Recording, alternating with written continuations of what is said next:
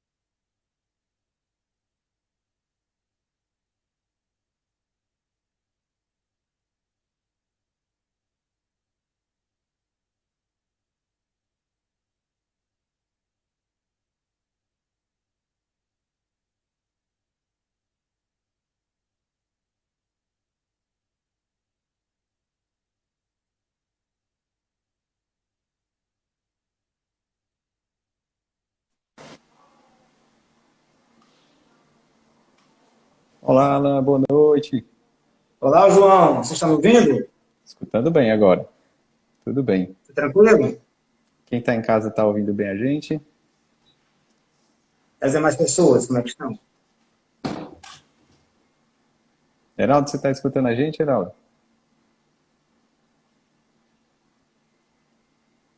Opa, ótimo, Ana, obrigado. Pronto, agora está ótimo.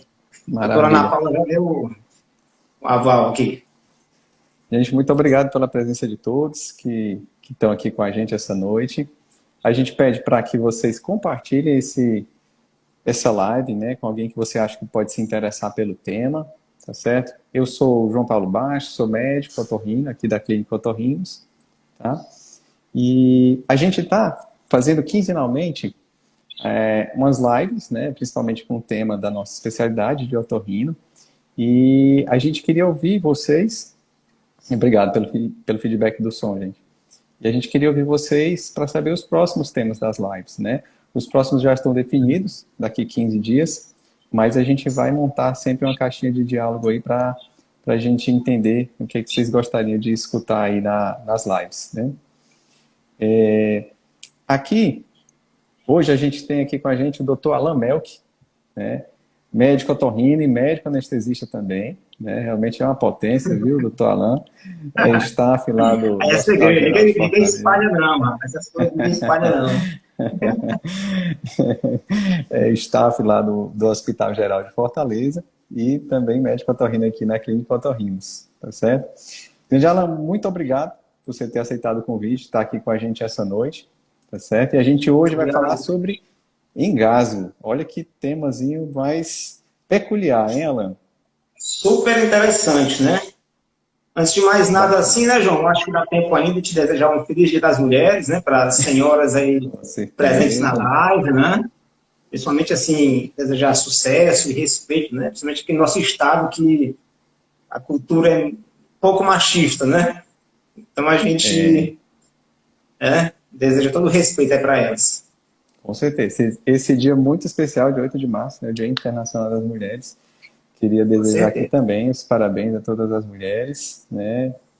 E como o Alan falou, que aqui, infelizmente, no nosso estado ainda tem uma cultura um pouquinho machista, né?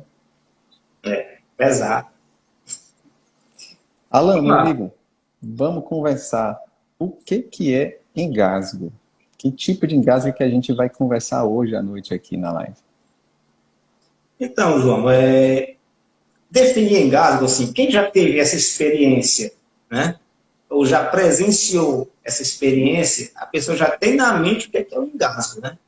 O engasgo nada mais é que aquela sensação de sufocação, né? Assim, súbita que a pessoa sente quando algo externo, algo estranho, pode ser alimento, pode ser líquido, pode ser... Enfim, entra na via respiratória e a pessoa fica sem falta o ar da pessoa. Tá? A pessoa fica sem o fluxo respiratório. Então, essa sensação de falta de ar, de alguém estar ali enforcando mesmo, desganando, é o engasgo. Entendeu? Então, isso aí E tudo que vem por trás disso, né? Aquela vontade de tossir, aquela vontade de respirar, aquela suadeira, aquela descarga de adrenalina, tudo isso nada mais é que uma reação reflexa do organismo de sobrevivência. Né? Porque a gente precisa de oxigênio. Se de repente você tira o oxigênio, a gente já vislumbra o perigo, né? O sinal vermelho já acende. Alan, esse problema é um problema comum, frequente? João, engasgo é algo frequente. Tá? Uma pessoa engasgar-se ocasionalmente e esporadicamente não é algo raro. Tá? Todos nós estamos propensos a isso. Principalmente, assim, algumas faixas etárias mais específicas, né? Bebês, criancinhas, uma pessoa a partir de certa idade, um idoso, mas também um adulto jovem é propenso a engasgar-se. Existem algumas pessoas que, infelizmente, por vários motivos, engasgam-se com mais frequência do que o esperado, né? Então, aí é outra situação que depois a gente pode até conversar a respeito. Mas existe... Então, assim, você falou dos extremos de idade, né? Os bebezinhos, também os idosos, mas que também pode acometer, né, a população em geral, jovens, adultos, né? Por que existe essa facilidade para se engasgar? Pode existir, né, na verdade. Então, assim, só assim, meio que... Por que acontece o engasgo, na realidade, né? Todos nós temos na nossa anatomia 2 tubos que vêm aqui, nascem aqui do pescoço e descem aqui em direção ao peito. Nós temos o tubo respiratório, chama-se traqueia, e logo atrás nós temos o tubo digestivo, que chama-se esôfago, tá? Ambos estão separados. O tubo respiratório, a traqueia, é para entrar só ar, o tubo digestivo, o esôfago, para passar apenas alimento, líquido, etc. Ótimo. O problema é que, acima desses 2 tubos, nós temos uma estruturazinha aqui na garganta, 2 estruturas, uma chamada faringe e outra laringe, que elas participam dos 2 processos. O do alimento, da alimentação, da deglutição, do ato de engolir e do ato de respirar.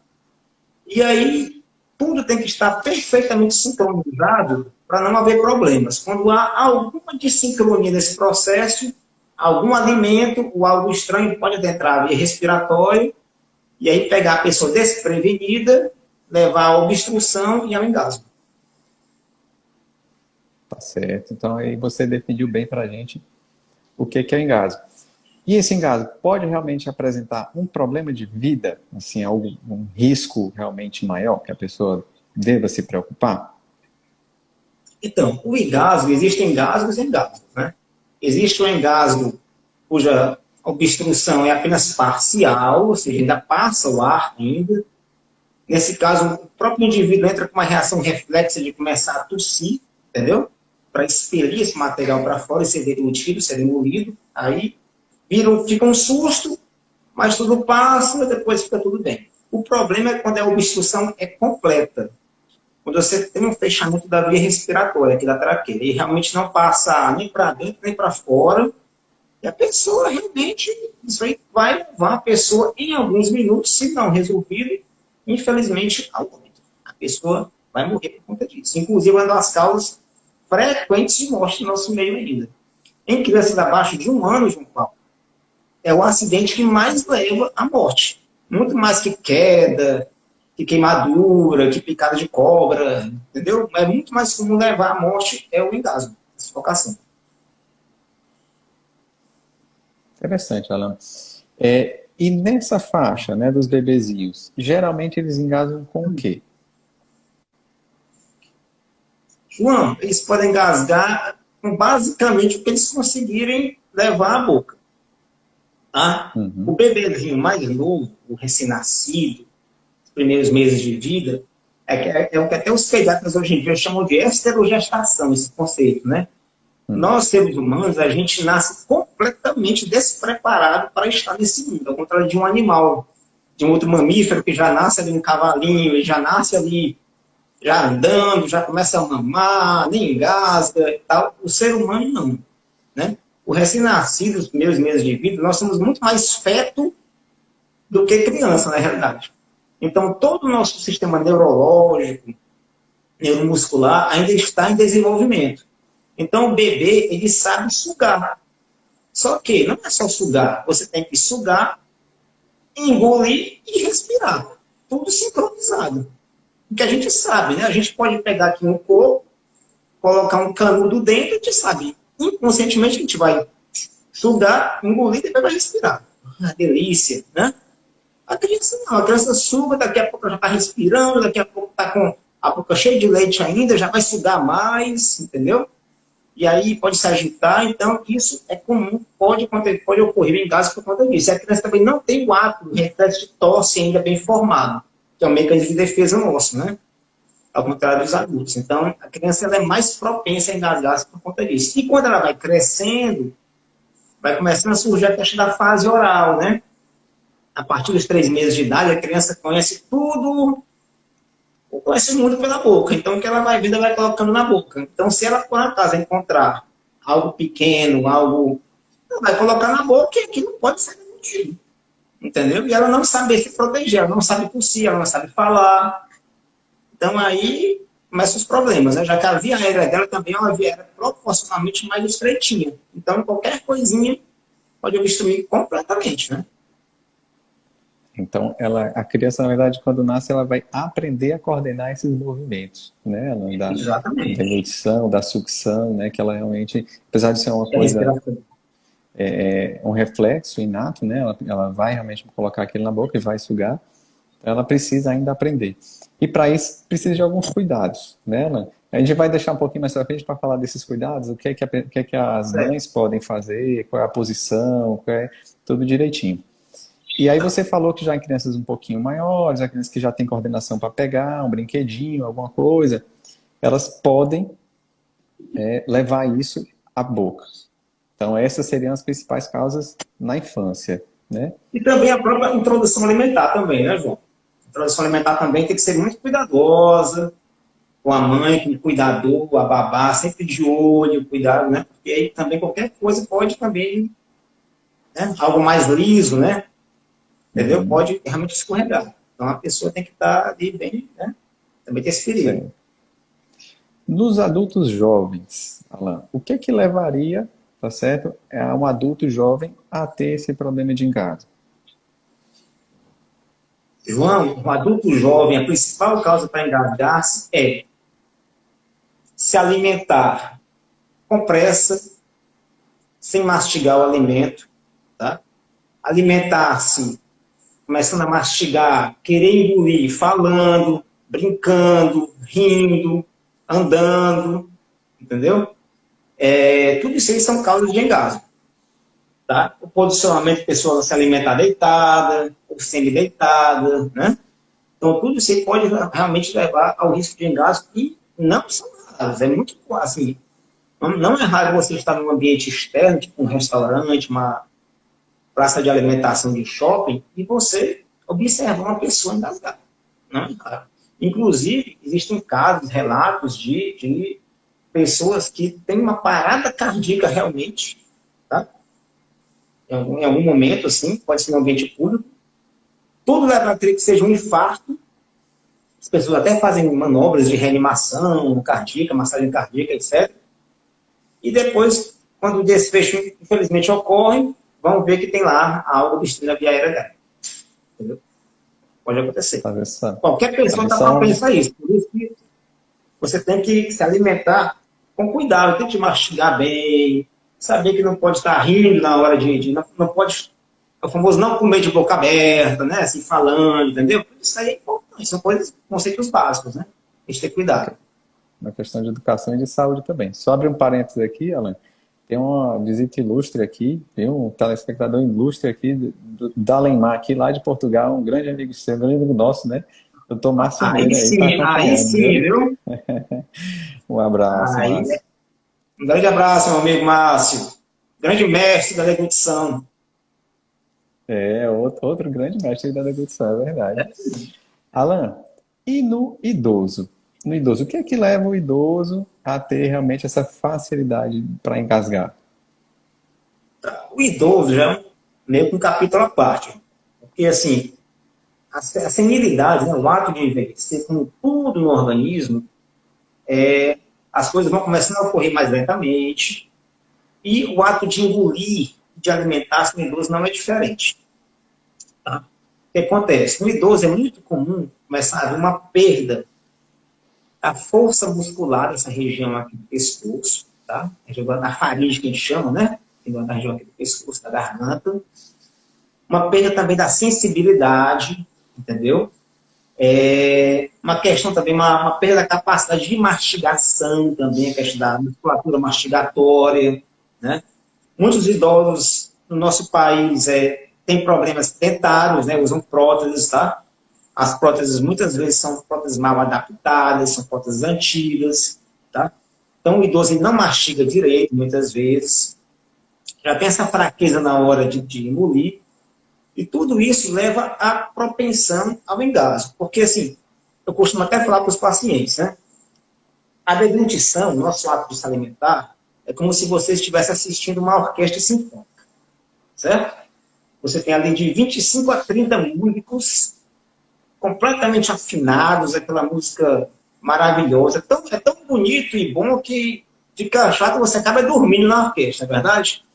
Isso é eu, por exemplo, que não gosto de música clássica, eu durmo com certeza. O que acontece? Se tiver um violinista ali, ou um violoncelo, ou um trompetista, ou um maestro desafinando, você já vai ficar de olho, né? Opa, alguma coisa aconteceu. É a mesma coisa da deglutição. A gente se alimenta, a gente engole até 600 vezes por dia, sem nem sentir, entendeu? E tudo é tão assim automático, coordenado, perfeito, são tantos músculos, nervos, né? Você engole, na hora que você engole, automaticamente a nossa via respiratória, que o tubo respiratório tem que se fecha, umas válvulas de segurança que nós temos, entendeu? Para justamente o alimento entrar só na via digestiva, tudo é muito perfeito e milésimos de segundo. Só que o idoso não é assim. Alguns idosos começam a haver uma lentificação disso aí, então às vezes ele vai deglutir, ele vai engolir e a via respiratória ainda está aberta, entendeu? Isso proporciona a condição do engasgo. Certo. Até colocaram aqui, lá nos comentários, a questão da presbifagia, né? Que é algo que realmente acontece somente pela idade, fora ainda Exatamente. Então, que é, é justamente o que estamos comentando. Né? Presby, que é um termo que significa antigo, né? Velho, envelhecimento, e fagia, que tem a ver com comer, ou seja, é a alimentação envelhecida, digamos assim, né? Presbifagia. Legal. Alan, existe algum tipo de alimento que pode facilitar a pessoa a se engasgar? Se algo pode facilitar, você fala? Desculpa. Algum tipo de alimento específico, né? Por exemplo, bala, bombom para criança, esse Sim, tipo de claro. alimento assim. É. Existe amendoim, castanha, né? Tem Ah, muito essa questão isso, de não isso. dar, né, Isso. semente para criança, como amendoim, castanha. Isso procede? Exatamente. Nas crianças, no caso das crianças, tudo que é de tamanho diminuto e superfície lisa, ela tem difícil controle na cavidade oral. Entendeu? Então, por gravidade, tende a literalmente a escorregar. Tá? E a criança, muitas vezes, ela se alimenta um pouco agitada. A criança ela gosta de brincar um pouquinho, ela gosta de gritar, ela gosta de sorrir na hora de alimentar-se. Né? Algumas crianças estão ali andando com um pedacinho, né, algo na boca. Então, tudo que é liso, pequeno, escorregadio, até redondinho, escorrega fácil, por efeito de gravidade mesmo. A criança ainda está com como a gente já comentou, uma imaturidade ainda neuromuscular dessa região da garganta, e isso propicia o engasgo. Legal.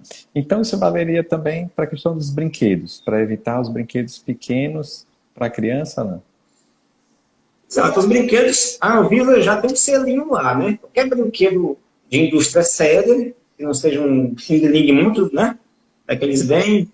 Você vê tem lá, tem idade bem certinho, né? Exatamente, né? Então, se você não vai dar uma pecinha de Lego pequena para uma criança de 2 anos de idade. Primeira coisa que ela vai fazer é colocar ou na boca, ou no nariz, ou no ouvido. Primeira coisa. É só o que a gente vê, né? Chama o otorrino, né, Alan? É o jeito. Alan, Eu vejo. existe alguma relação entre tosse e engasgos? Total, né, João Paulo? Até porque a tosse é o principal mecanismo de proteção contra o engasgo. Né? Quando a pessoa se engasga, se a obstrução é parcial e ainda há um fluxo respiratório, o ar consegue passar algo ainda, com a tosse, que é um mecanismo neurológico de proteção, nosso mecanismo de sobrevivência, essa tosse ela vai levar o alimento para fora da via aérea para voltar para a via digestiva e ser deglutido. Então, a tosse é nossa aliada, nossa melhor amiga nesse momento. Tanto que as manobras de desengasgamento, que a gente chama, né?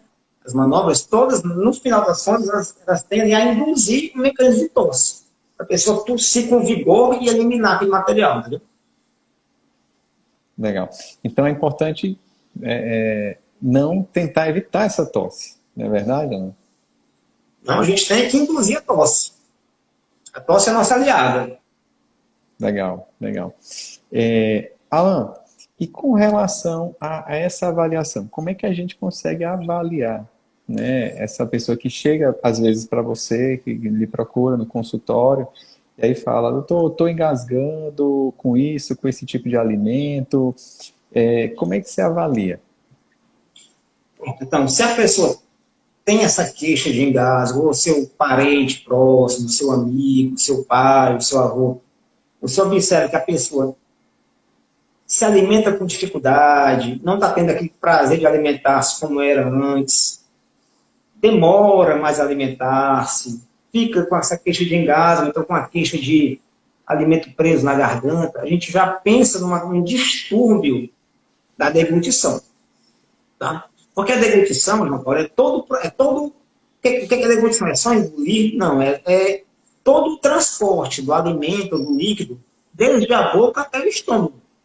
Tudo isso é deglutição. Então, quando você tem alguma alteração em todo esse processo, que é um processo complexo, você vai chamar um termo técnico que a gente chama-se disfagia, que é um termo que vem do grego, né? Dis significa disfunção, algo que não está funcionando bem.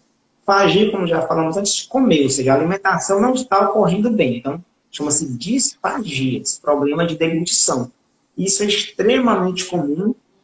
Durante muito tempo foi meio que negligenciado, mas como tudo na medicina, tudo através de estudo, né, e aí trabalhos e pesquisa, tudo na ciência, então a partir de agora, a gente está, de uns anos para cá, a gente está cada vez mais focado nisso. Então, a pessoa nos procura, tá? Geralmente, o paciente pode procurar diretamente um médico otorrino, por exemplo, ou pode procurar um fonoaudiólogo, né? Já ouviu falar do fonoaudiólogo também, lida com isso, ele pode procurar um fonoaudiólogo, pode procurar o seu médico de confiança, pode ser quem for, o clínico geral, o neurologista, o seu geriatra, o seu pediatra, entendeu? E aí, esses profissionais, eles geralmente encaminham ao médico otorrino para fazer uma avaliação anatômica e funcional da deglutição, que é o que fazemos na clínica, através de um exame chamado videoendoscopia da deglutição. Legal. O Amarildo, até nosso colega anestesista, fez até um comentário aqui bem Olá, interessante. boa noite. Um objeto, né, na via respiratória da criança pode obstruir completamente, enquanto que no adulto não chega a obstruir por completo e a própria tosse pode salvar. Né? Bem interessante. Tem uma pergunta aqui, Alan, vamos lá. Opa. Meu pai come lentamente e atualmente tem uma tosse seca. Isso pode ter ocasional, pode ter relação com o engasgo? Sim, com certeza. A tosse não é uma doença, a tosse é um sintoma de algo por trás, né? Tosse seca, você é um grande profissional, você sabe que existe um compêndio de causas para tosse seca, né? Tudo pode causar tosse seca, tá? E o problema da deglutição, com certeza, se a pessoa tem uma tosse durante a alimentação, ou até mesmo logo após a alimentação, você já tem que ficar de olho, será que essa tosse não é algum resquício de alimento, um líquidozinho que está ali, entrando, tocando na via respiratória, o organismo está tentando se defender, opa, não entra aqui não, não entra aqui não. Entendeu? Pode ser realmente um problema disso, em relação a isso. E essa alteração na deglutição, Alan, pode ter alguma relação com a síndrome de Arnold-Chiari? Desculpa. Bom. Uma pergunta aqui que vocês soltaram aqui. Essa alteração na deglutição, né, nesse gás, Arnold-Chiari pode causar, né, que é uma alteração neurológica, né, uma doença neurológica? Sim, pode. Claro. Várias condições neurológicas podem causar distúrbio de deglutição, tá? Então, assim, geralmente a gente faz um diagnóstico do distúrbio em si, tá? Mas, assim, o que acontece? O problema da disfagia, do problema da deglutição, é um problema multiprofissional, tá? Não é só o otorrino que vai resolver isso aí, muito pelo contrário. São vários especialistas. O especialista central que eu considero, João Paulo, é o fonoaudiólogo, tá? O fono é personagem central, não só no diagnóstico clínico, mas também principalmente no tratamento, na reabilitação desse paciente. E além do fono, o neurologista, né, é um paciente com Chiari, um paciente com Parkinson, um paciente com esclerose múltipla, um paciente com qualquer demência, como Alzheimer, por exemplo, né? Esse paciente ele tem que ser também bem controlado clinicamente pelo neurologista, né? Acompanhado pelo seu geriatra, tá? Às vezes a gente pede também um apoio psicológico, tá? Muitas vezes também é importante um nutricionista, também está envolvido nisso aí, porque quem tem problema de deglutição, principalmente pacientes neurológicos, eles vão, ao longo do tempo, eles vão tendo realmente uma queda do estado nutricional, risco de desnutrição, risco de desidratação. Então, a gente tem que ter toda uma equipe para ajudar essa pessoa, né? Então, não é só o médico otorrino, muito pelo contrário. Alan, fizeram uma pergunta muito interessante aqui. A Manu perguntou se existe relação de engasgo com ansiedade e o que pode fazer para evitar. A ansiedade é uma das principais causas de engasgo, tá? Principalmente no nosso meio atualmente, né? A pessoa ansiosa, primeiro que a pessoa ansiosa é uma pessoa que ela se alimenta de forma rápida, tá? Ela não mastiga direito, ela não sente o prazer do olfato, aquela fase preparatória oral que a gente chama, né?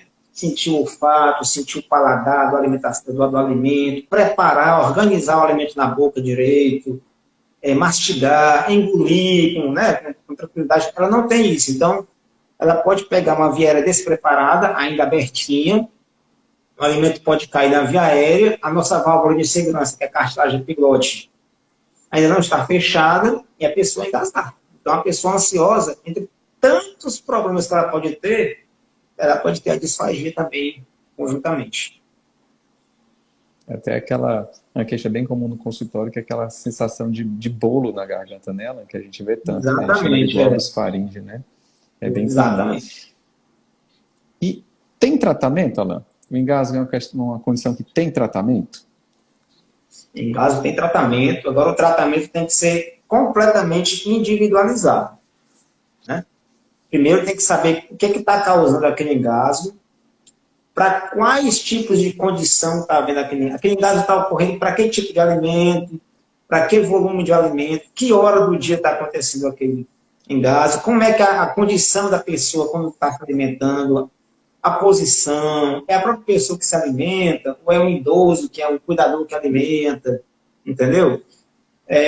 Qual que é uma alteração de sensibilidade, é uma alteração de força, é as duas coisas. Então, tudo isso aí durante o exame, a gente consegue ter mais ou menos uma ideia do que está acontecendo, porque o exame como é que é, João Paulo? É basicamente o nosso exame de nasofibrilaringoscopia, ou seja, uma endoscopia nasal, a gente passa uma câmerazinha, né?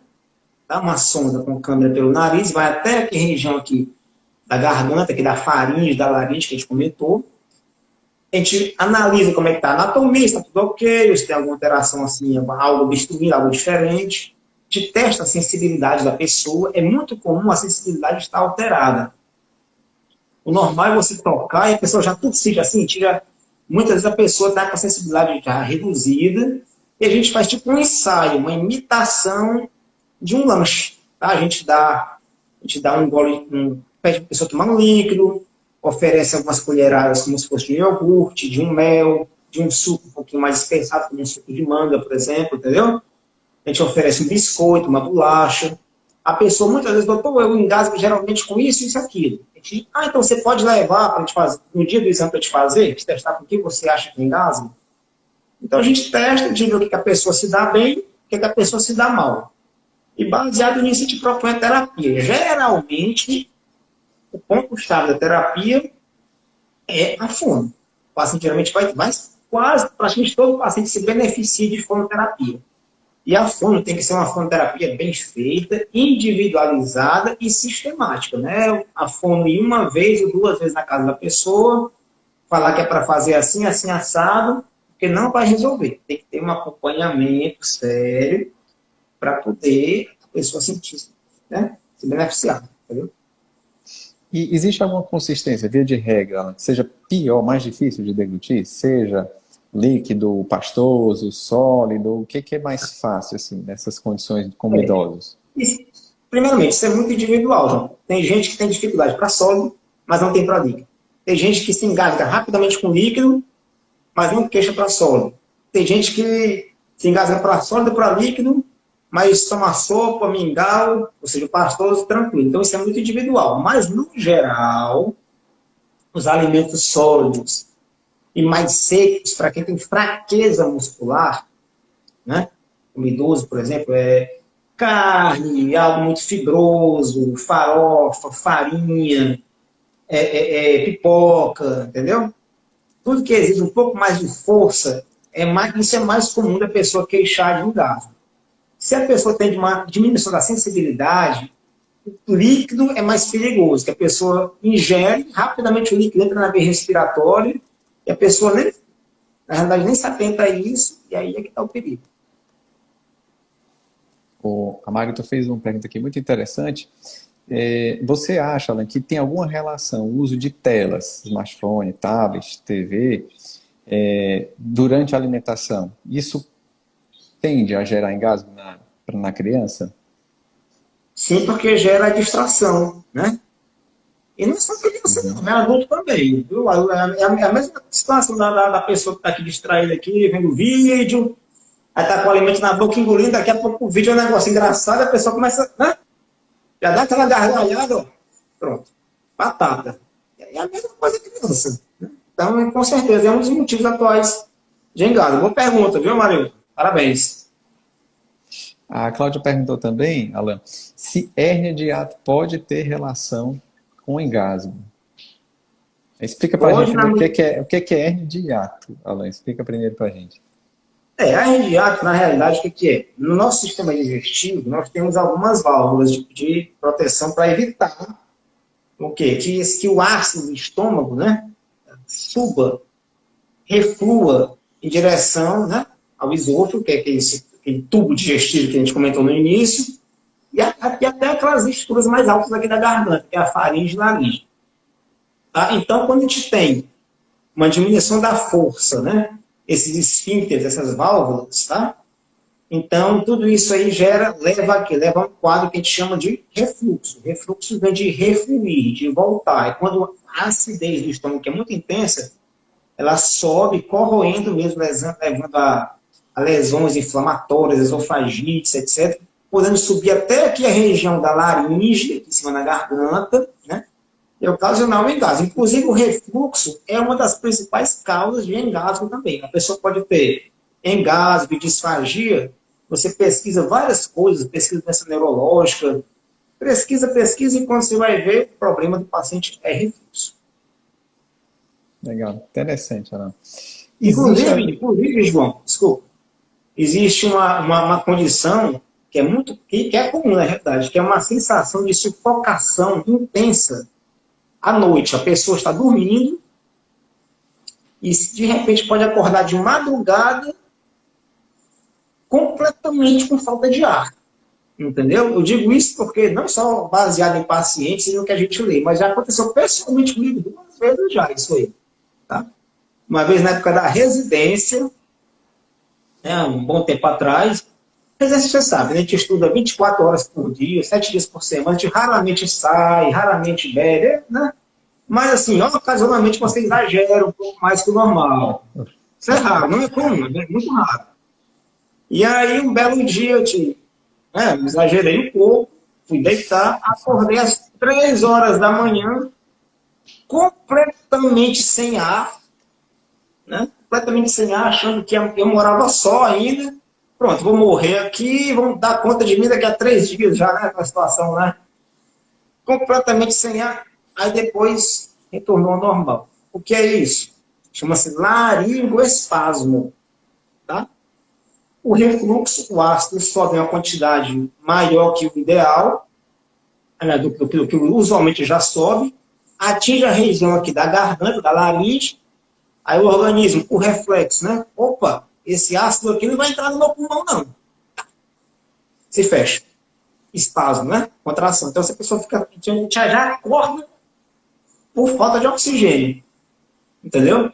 E fica durante um tempo ali. Na hora que o próprio organismo, opa, precisa respirar. A gente relaxa e respira. Então, é uma condição que pode ocorrer. Isso aí é causado pelo refluxo. Tem que tratar.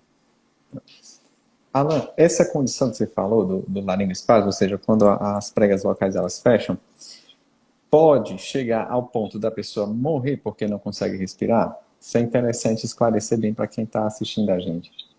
Pronto, é o seguinte, João Paulo. Ao contrário, por exemplo, de uma obstrução mecânica, né? Uma obstrução mecânica, você está ali com a via respiratória, algo vai lá, fecha a sua via respiratória, e você tem que... Ao contrário disso, o espasmo, na realidade, é um mecanismo de proteção. Tá? Como a gente falou antes, o nosso próprio organismo fecha para evitar que o ácido penetre, e por alterações químicas e neurológicas, ele próprio cede. Entendeu? Cede esse estímulo quando ele vê que é necessário respirar, para o oxigênio no sangue subir novamente. Entendeu? Então, assim, com relação ao espasmo, geralmente não tem relatos de óbito, assim, por conta de espasmo, assim, é algo, se ocorrer, é algo bem esporádico, é algo bem assim, raro mesmo. Mas é assustador, né? O Marilton está registrando aqui a presença também do professor Jason Lira, coordenador do curso de Medicina de Sobral. Esse doutor Alan tem uma moral, viu? Já entrou aqui Mas, muita gente muito importantíssima obrigado aqui, aí. viu? Muito obrigado. Bom, Alan, como é que você consegue diferenciar, por exemplo, esse quadro aí que você citou à noite, né, que aconteceu com você, de por exemplo, uma apneia que ocorre à noite, né, que muitas vezes o acompanhante da pessoa chega a dizer que aquela pessoa está engasgando à noite. Você consegue fazer essa diferença entre o João engasgo, Paulo, realmente a disfagia e essa questão da apneia do sono? tá. A apneia do sono também, né, está cada vez sendo mais estudada e a gente observa o quão comum é no nosso meio, é outra potencial causa de refluxo e refluxo grave. Né? A apneia do sono está associada com cardiopatia, arritmia cardíaca, hipertensão, diabetes, né? E também com refluxo. Se a apneia causa refluxo, ela pode causar espasmo, ela pode causar disfagia. Interessante. Cigarro tem alguma relação, Alan? O Cigarro, fumo, cigarro faz mal para tudo, né, João Paulo? Faz mal para tudo. E o cigarro, a nicotina, ela relaxa os esfíncteres, entendeu? Então, na hora que ela relaxa o esfíncter aqui, nossa proteção aqui, né? Então, ela altera toda a coordenação, entendeu? Pode causar disfagia por conta própria e também é um fator de risco de quê? De câncer. Câncer de esôfago, câncer de garganta, faringe e laringe. E o câncer também é uma causa de distúrbio de deglutição. mas você chega a suspeitar, por exemplo, de câncer por conta desses engasgos, Alan? João Paulo, a gente sempre tem que estar com o sonar ligado, o radar ligado, né? Então, a pessoa, principalmente se a pessoa tiver um tabagismo de longa data, é um etilista, a pessoa é idosa, entendeu? A gente começa a ver essa possibilidade, realmente. Aí realmente, durante o exame da endoscopia, né, nasal, da videoendoscopia da deglutição, a gente algumas vezes flagra realmente lesões tumorais, e aí a gente já tem que fazer o tratamento conjuntamente com o cirurgião de cabeça e pescoço. Alan, a doutora Ana Paula citou aqui, a nossa amiga endocrinologista, citou aqui um fator muito importante aqui para engasgo, né, que é a obesidade. Por que que a obesidade propicia os engasgos, Alan? A obesidade é uma causa importante para engasgo. Ela, como uma doutora endocrinologista, né, autoridade no assunto, a obesidade ela propicia a apneia do sono, ela causa uma alteração metabólica como um todo, ela leva a um excesso de gordura nessa região aqui da laringe, da faringe, ela leva a refluxo, né? Então a obesidade, assim como a apneia do sono, que estão inclusive muito relacionadas, né? Elas atuam de várias maneiras, causando também a questão do engasgo. E aí entra essa questão do tratamento, né, Alan, como você citou, que é multidisciplinar. E aí, às vezes, não é só você fazer. Lógico, a fono, como você falou, é um pilar central, né? Mas é nesse caso, né, que o paciente tem obesidade, tem que tentar emagrecer, no caso do paciente que fuma, parar de fumar. Então, você tem que corrigir esses fatores, né, que Exato. propiciam o engasgo, né? O paciente ansioso, procurar um psicólogo, um psiquiatra, né? Perfeitamente. Perfeitamente. Gente, alguém tem mais alguma dúvida aqui do nosso convidado ilustre de hoje, doutor Alan Melk? Esse tema tinha que ser seu, Alan. O otorrino com anestesista, você domina completamente Pronto, né? a via respiratória, rapaz. É com você, a alta e a baixa.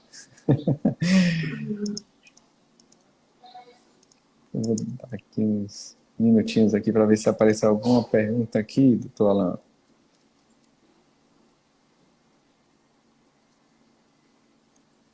É uma disposição aí.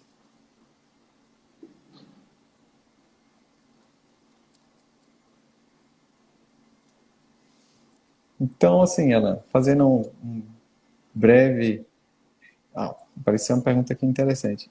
E aí, Alan, depois disso tudo que a gente falou, de uma forma bem prática, o que a pessoa faz diante do engasgo? A pessoa que está em casa assistindo a gente, o que ela pode fazer em casa diante do engasgo?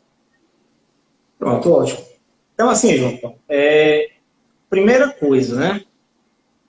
A primeira coisa, se você for, observe, se você for assistir uma aula, ler algum livro, algum artigo, as pessoas já falam. Primeiramente, mantenha a calma.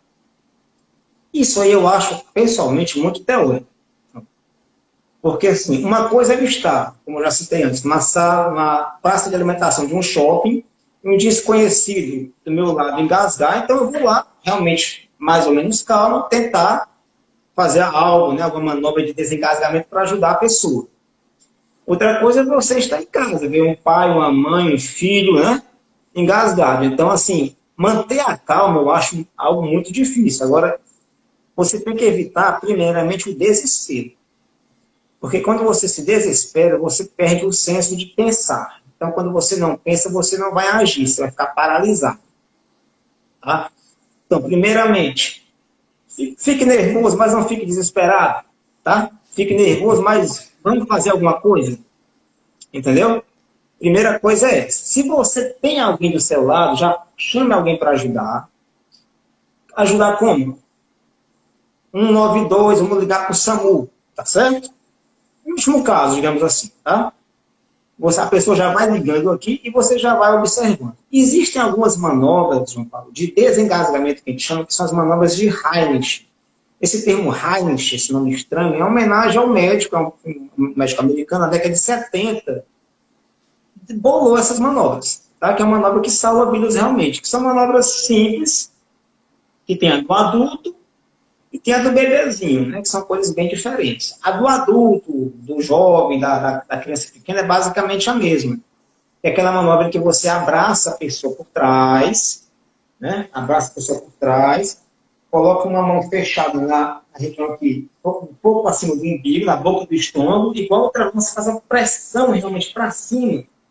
Essa pressão, como se estivesse puxando a pessoa para cima com força, para você justamente aumentar a pressão no tórax da pessoa e a pessoa tossir. Como eu falei, você tem que fazer a pessoa tossir. Bah, geralmente a pessoa consegue realmente tossir e eliminar o corpo estranho. Por exemplo, ela pode até vomitar junto também, não tem problema. O importante é ela tossir, começar a respirar, nem que seja ofegante, e sair dessa região, dessa situação de emergência, entendeu? No bebezinho, aí é outra coisa diferente. O bebezinho, primeiro, o bebezinho, como eu falei, é muito comum o bebezinho engasgar-se. Na grande maioria das vezes, o engasgo do bebê, ele é um engasgo passageiro, que dura poucos segundos, vai durar ali no máximo 10 segundos. Você vê aquele bebezinho que está com aquele rostinho ansioso e tal, sem chorar, assim, já fica ali já estressado, mas daqui a pouco ele já vai fazendo barulhinho, chorando e chorou, acalmou, passou. Só que pode acontecer de não acontecer isso, a criança realmente demorar a chorar, demorar a fazer algum barulho, o bebê não consegue tossir. Então, nesses casos, você vê a criança ficando meio molinha, a coisa está demorando, você tem que fazer alguma coisa, que é justamente as manobras de Heinrich, que te chamam, para o bebê, que também não é algo de outro mundo, mas tem que ser feito rapidamente e tem que ser treinado em casa. Isso é algo que a gente tem que treinar em casa com a nossa esposa, com a nossa babá, porque todos temos que estar meio que preparados para isso. Você coloca a criança emborcadinha num braço, né? Sempre deitadinha em direção inclinada, porque só a inclinação, só a gravidade já facilita esse corpo estranho, esse leite que está preso aqui, só sair. Aí você dá umas palmadas, uns tapas, 5 tapinhas fortes mesmo, nas costas da criança, entre as pás aqui, entre as omoplatas, que chamam de escápulas. Isso faz a criança tossir e expelir o material. Geralmente, muitas vezes dá certo. Isso aí é tranquilo? Não é tranquilo. É algo altamente estressante, tem que ser algo rápido. Enquanto isso, está a pessoa que ligando para o SAMU, o médico regulador, geralmente, ele já fala com a pessoa, já vai dar essa mesma orientação que eu estou falando, mas também já vai acionando o suporte básico ou avançado, se for necessário, né? Então, geralmente, o SAMU vai à casa realmente da pessoa. Alan, existe alguma relação de problemas de tireoide e engasgo? Sim. Você pode ter um problema de... Você pode ter um problema extremo, por exemplo, um bócio gigante de tireoide, né? que pode ser uma causa de disfagia, tá? Como você pode ter uma síndrome mesmo, você pode ter um hipertiroidismo descontrolado, né? Que pode gerar realmente alterações neuromusculares, pode causar ansiedade, estresse. Então, tudo isso aí pode também estar relacionado com a questão da disfagia. Então, também tem que ser investigado diretamente com o doutor endocrinologista. Ótimo.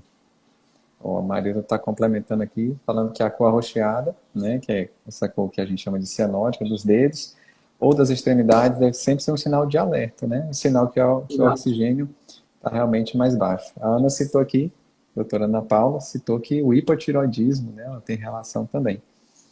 Excelente, gente. Ótimo. Muito Obrigado, enriquecedor Ana essa Paula. live de hoje.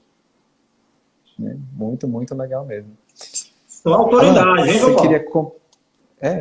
A autoridade na live só chama autoridade, rapaz. É impressionante. Você se superou, viu, Ana? De nada.